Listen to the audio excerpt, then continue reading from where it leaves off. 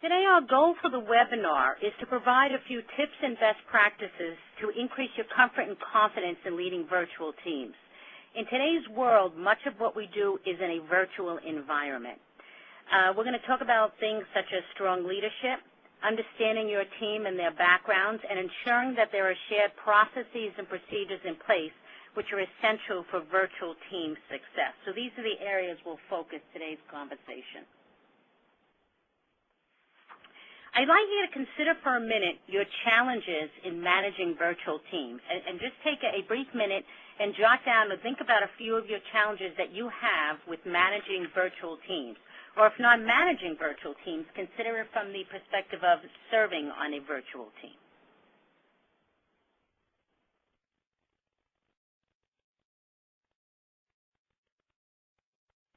I imagine you came up with many of the challenges that you see on this list here. Virtual teams require special considerations to be effective since the people on the team are not co-located.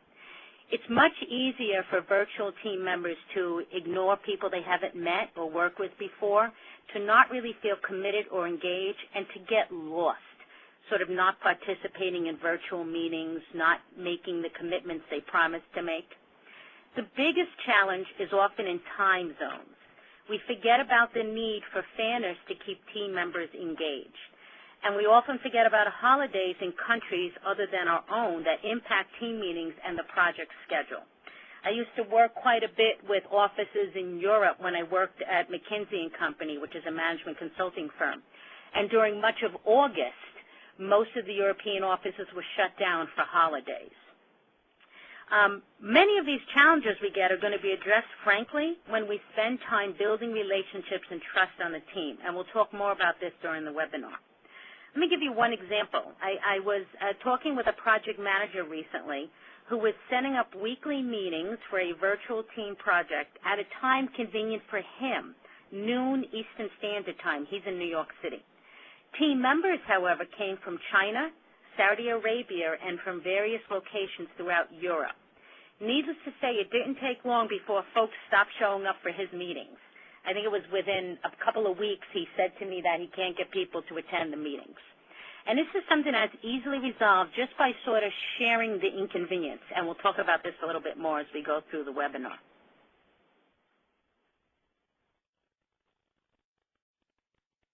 Virtual teams are often impacted by language differences. Even when everyone is speaking English, there are variations. Verbal and nonverbal communications, when you think about it, body language is 60% of our communications. Imagine trying to read body language when you're on a conference call with a virtual team. People have different motivations for being on the team, and a lack of knowledge about other cultures affects virtual team success. And cultural differences, by the way, are not solely international. I work with a couple clients who used to think that because they don't have global operations, they don't have to worry about cultural differences. But we have differences between East and West Coast and North and South in the United States alone, for example. One of the things I like to do to think about the complexity of a virtual team I'm working with is to consider the following. How many multiple global offices or divisions are involved? How many of the team members have time zones 8+ hours apart?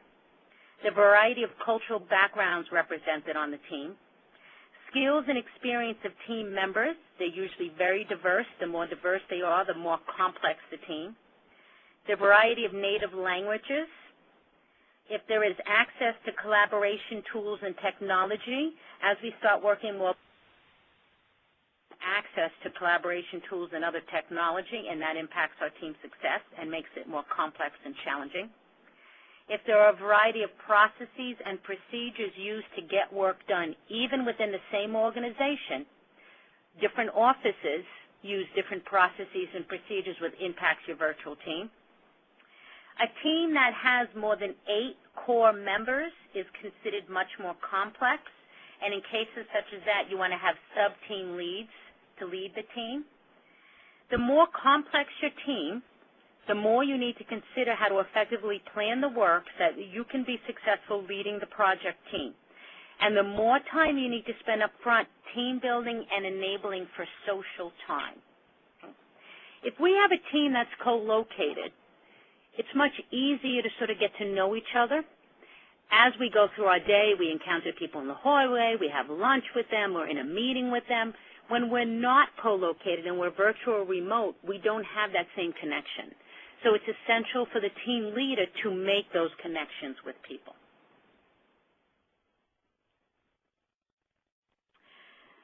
The strongest virtual team leaders do things such as establish expectations of team members working on the project and meeting goals and working together. They ensure that there are processes for decision-making, problem-solving, and resolving conflicts. They spend time building trust. They share authority and the leadership role. They recognize the efforts of team and individual team members regularly and do that up the ladder to executives and sponsor. So they're passing on the credit and take the blame for what goes wrong. And they know how to effectively communicate with everyone, so they're very inclusive in their communications. One of the best team leaders I know did such a great job promoting the team and its efforts and keeping team members engaged and committed that whenever there was a project, others in the office reached out to work with her. She never had a problem getting team members. You can foster collaboration among team members who are virtual or remote via portals or internal sites. I myself use SharePoint frequently for projects to enable for more effective collaboration and sharing of information.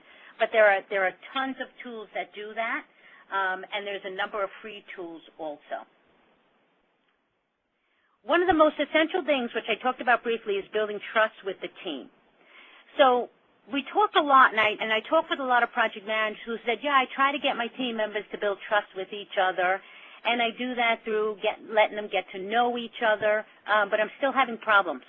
And one of the things I find is that in order to build trust and help others build trust, we have to have trust also, and we have to build trust. So it starts with us as a team leader.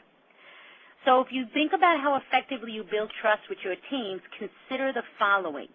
Do you do any of the following? Do you follow through on your own commitments to the team? Do you have credibility? Do you provide feedback? Do you give credit where it's due and accept responsibility for where there are problems on the team? Are you available to the team? Do you remove barriers? So that might mean standing up to the sponsor to get the team what it needs to be successful. Do you communicate openly and honestly and regularly? And do you provide tools for collaboration and train the team in how to use those tools? I had if you think about the project manager I talked about briefly from New York City, who only had meeting times at noon Eastern Standard Time, there's no trust in that team. He's not building trust. Right? I also had another client who was using a variety of collaboration tools, and they really had a number of tools set up, and they ensured that everybody was able to get the tools on their desktops at their remote sites. They did one thing, they missed doing one thing, and that was that they put training material for how to use the tool out on the tool rather than providing it. So if people didn't know how to use the tool or even know how to get out to the tool, they certainly couldn't access the training material.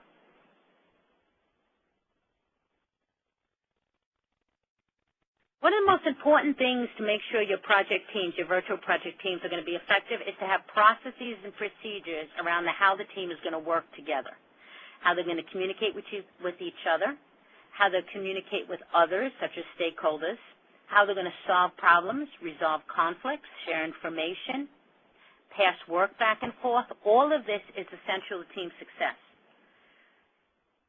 When your team is co-located, it's a bit easier to be less process-focused. And I say that with a bit of a cringe because I tend to be a very process-driven person. But it's a little bit easier